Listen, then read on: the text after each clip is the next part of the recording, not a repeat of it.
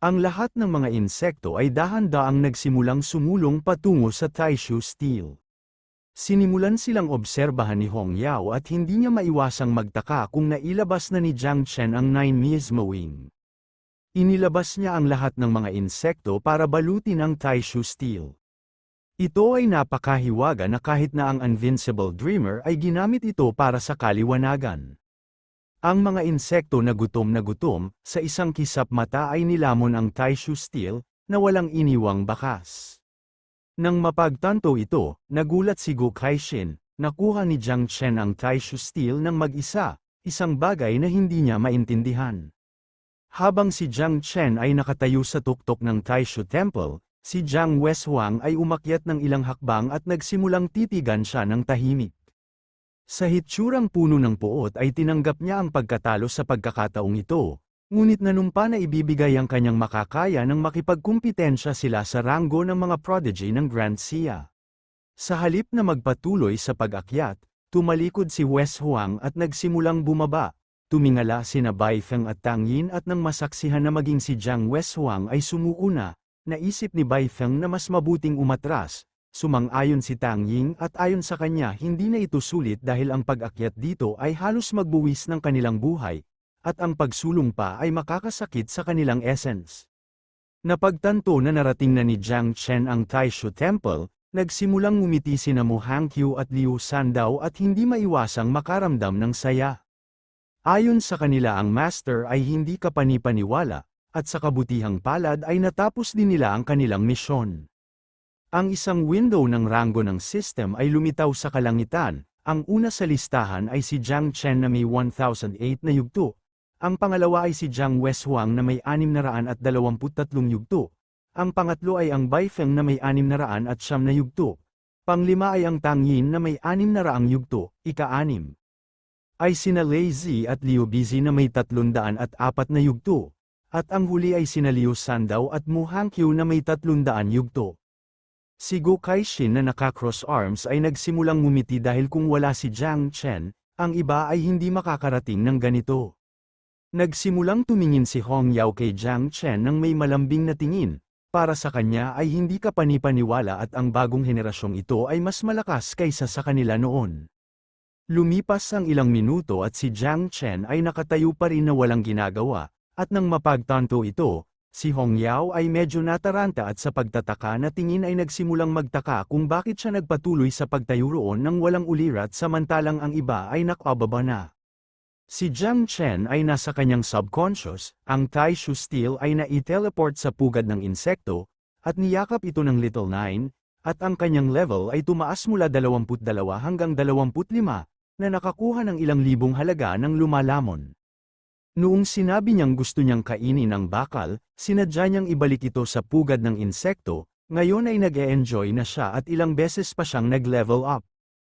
Habang yakap-yakap niya ang Taishu Steel na parang isang sanggol, si Jiang Chen na nasa lupa ay inilagay ang kanyang mga kamay sa kanyang balakang, sinimulan siyang pagmasdan at hindi maiwasang mapangiti dahil tumaas din ng husto ang mga nilalamon na halaga ng mga insekto, sa bilis na ito, sila ay makapagpaparami ng isang ikatlong henerasyon sa lalong madaling panahon.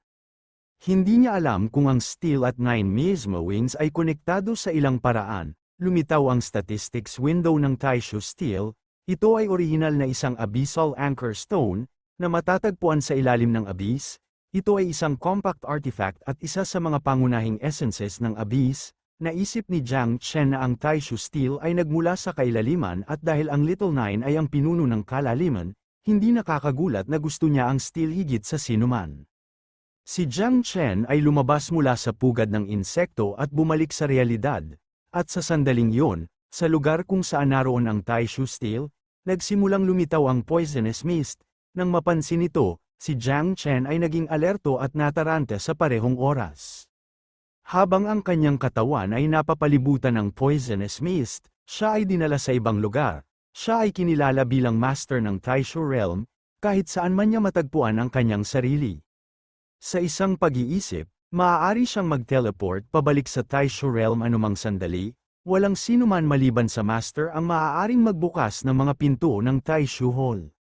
Medyo nagulat si Jiang Chen at napagtanto na ang Taishu Steel ang susi sa Taishu Realm, tanging siya lang ang makakapag-teleport dito anumang oras at walang ibang makakapagbukas nito. Maaari niyang gamitin ang Taishu Hall bilang kanyang huling trump card. Umalis siya sa realm, tumalon at nagpa siya na mas mabuting umalis na. Napakaraming mata ang nakamasid ngayon. Gusto niyang iwasan muna ang pagpasok sa bulwagan para tingnan ito mamaya. Habang nasa himpapawid siya, lumitaw sina Hong Yao at Go Kaixin at hinawakan siya sa magkabilang braso. Hiniling niya kay Jiang Chen na sumama sa kanya sandali. Nagsimula silang lumipad ng mataas at nawala sa paningin.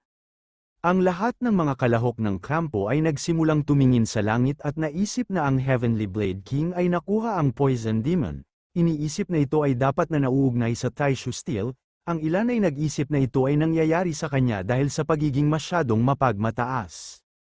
Sa hindi kalayuan sa lugar ay may mga bundok na natatakpan ng nyebe, pumunta sila sa isa pang malayong lugar, nagsimulang tumitig si Go Kaixin sa ating bida, at sinabi niya na siya ay isa sa 3 invincible na figure ng Grand Sia, ang Dreamer, tanging siya lamang ang nakakapagmasid sa Taishu Steel sa paghahanap ng enlightenment. Gusto niyang malaman kung paano ginamit ni Jiang Chen ang 9 Miasma Wings para makuha ang Taishu Steel. Sa seryosong tingin, si Jiang Chen ay nanatiling tahimik na nag-iisip, at nang makitang alam ni Go Kaixin ang tungkol sa 9 Miasma Wings, naisip niyang tinawag niya ito sa lugar na ito para patayin siya. Sa isang masayang tingin, tinanong siya ni Go Kaixin kung talagang naisip niya na magagawa niya ang 9 Miasma Wings sa isang poisonous mist at linlangin ang lahat. Si Hong Yao, na nasa tabi niya, ay pumikit at nagsimulang tumawa mula sa ekspresyon ni Jiang Chen ay napaka-cute. Huminahon si Jiang Chen bilang paghusga sa kanilang hitsura. Ayaw nilang patayin siya. Nagpa siyang mas mabuting sabihin ang totoo. Sa seryosong tingin, inihayag niya na ang 9 Miasma Wings at ang Taishu Steel ay nagmula sa kailaliman, na nagbabahagi ng parehong pinagmulan, o sa halip na ang Taishu Steel ay orihinal na kabilang sa 9 Miasma Wings. Malayo sa pagkaalarma, nanatiling kalmado si Go Kaixin at sinabi sa kanya na dapat niyang malaman ang paninindigan ng Grand Sia sa kalamidad. Ngayon ay mayroon na siyang 2 pagpipilian. Maaari siyang manatili sa Yunming Swamp magpakailanman at mamuhay bilang isang exile na nakakapit sa kanyang buhay, o maaari siyang bumalik kasama niya at lumaban para sa kanyang kaligtasan. Milyon-milyong gustong patayin siya, kahit na ang mga nasa general o invincible level. Nang marinig ito, hindi maiwasan ni Jiang Chen na mataranta, napalunok siya ng mariin at namangha dahil hindi lang yun imahinasyon niya noon. Ang matandang master ay pumunta sa Yunming Swamp para lamang bigyan siya ng labasan, hindi niya alam kung bakit hindi pa sila nagkikita noon. Habang siya ay nawawala sa kanyang pag-iisip, si Hong Yao ay lumapit sa kanya, sinimulan niya itong ituro sa kanya gamit ang kanyang daliri at sa isang seryosong tingin ay nakuha niya ang kanyang atensyon, nagtatanong kung ano ang kanyang iniisip at ipinaalala sa kanya na ang master ay nagtanong sa kanya. Nang marinig ang boses nito, lumabas siya mula sa kanyang ulirat, na may kumpiyansa na tingin, nagpa siyang bumalik, bagamat may dala siyang kapahamakan, pumatay lamang siya ng masasamang tao at hindi naniniwala na may nagawa siyang mali, dahil ang kanyang konsensya malinaw, walang dahilan para tumakas. Nagsimulang tumingin sa kanya si Hong Yao at nagsimula siyang umiti nang makita ang kanyang determinasyon. Si Go Kaixin, na naka-cross arms, ay nagsimulang tumawa ng buong puso.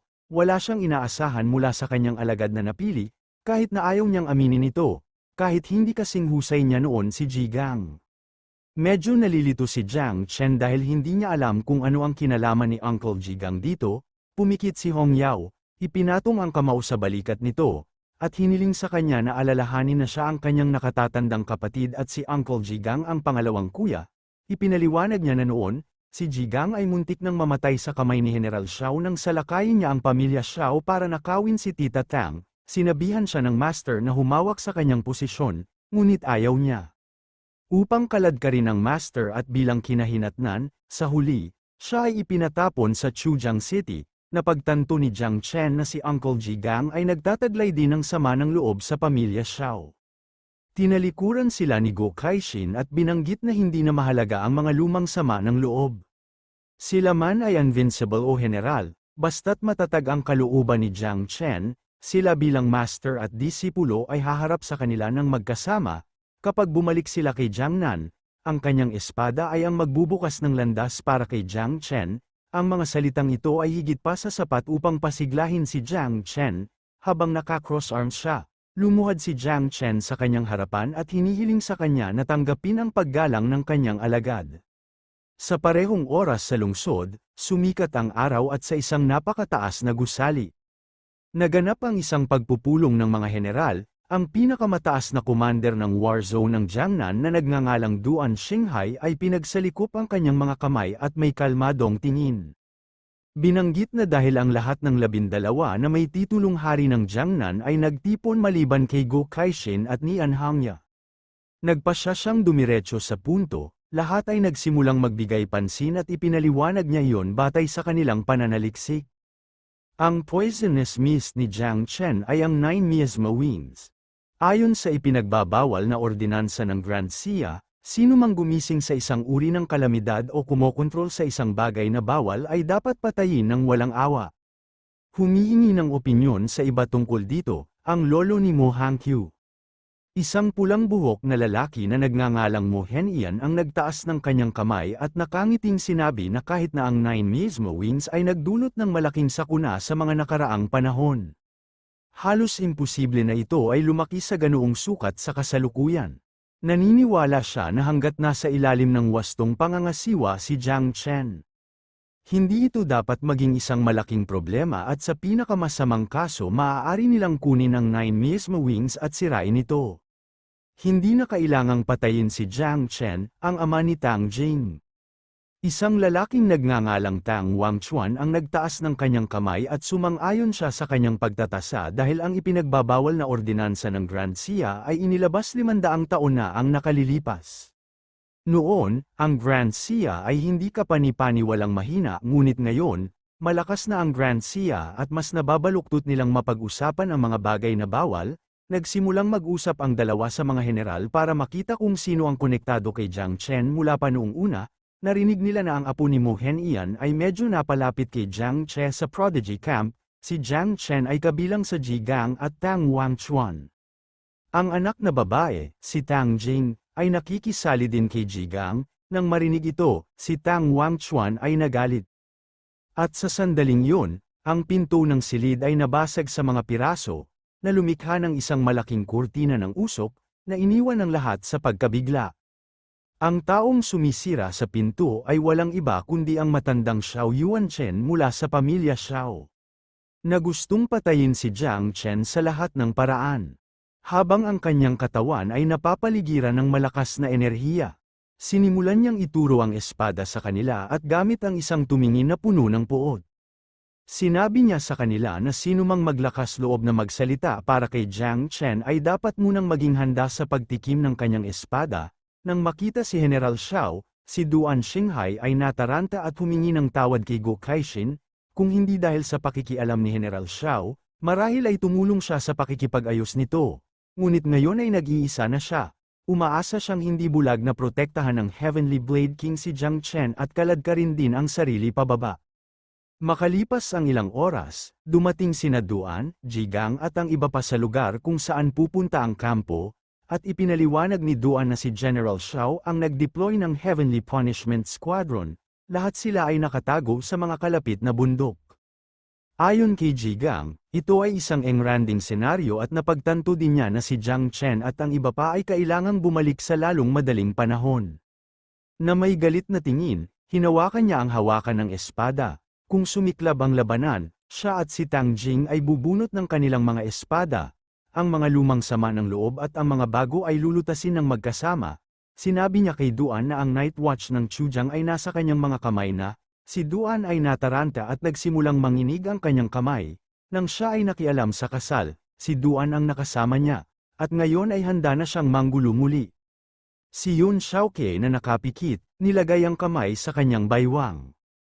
At sinabihan silang huwag tumingin sa kanya at nagtatanong kung kailangan nila ng healer. Si Chu Bulang na nasa tabi niya, ay humiling sa kanya na mawala dahil nasiyahan siya sa isang magandang away at walang paraan na makaligtaan niya ito.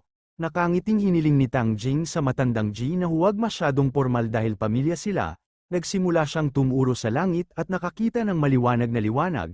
Iniisip kung hindi ba yun si Jiang Chen at ang iba pa sa distansya.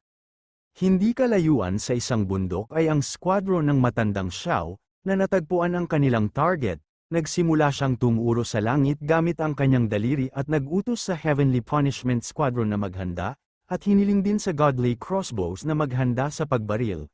Nang marinig ang kanyang utos, inilabas ng mga lalaki ang kanilang mga crossbows at sinimulang itutok sa langit.